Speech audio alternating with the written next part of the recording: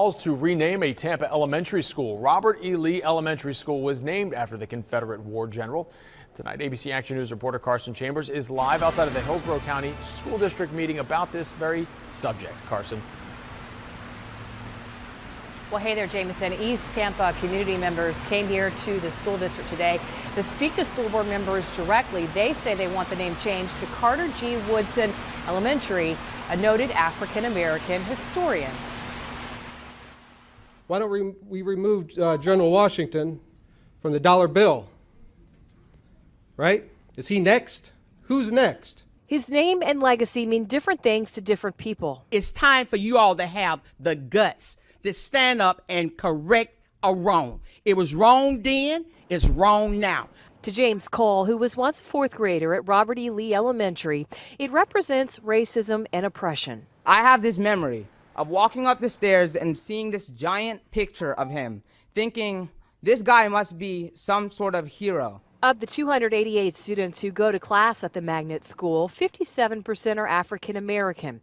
The school was named Michigan Avenue Grammar School back in 1906, renamed after General Lee around 1917, according to city archives and historians. But some community members warn against revising history. Changing historical names is not something to be taken lightly, and I do not do so.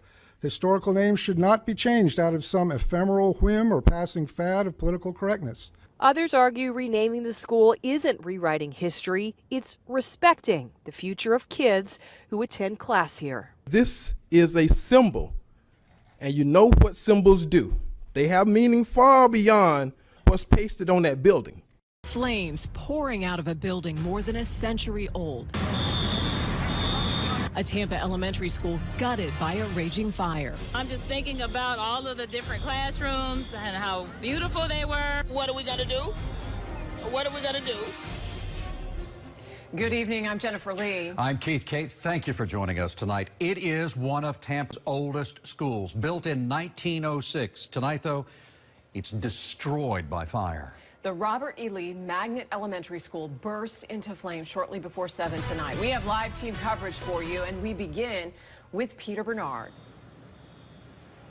Hi there, Jen. When I got here, this place was a roaring, and I mean a roaring inferno. I was amazed at all the flames coming from the top of this building. I'm going to step out of the way now so you can take a look at it. That is an aerial truck that is pouring water right now on the roof. They've been doing this for hours just to make sure there are no hot spots and no flare-ups. Flames ripped through this 3-story building, and the 300 students who go to school here are going to have to go somewhere else. Tall flames lit up the night sky in a neighborhood plunged into darkness because of Hurricane Irma. The fire was the brightest thing around.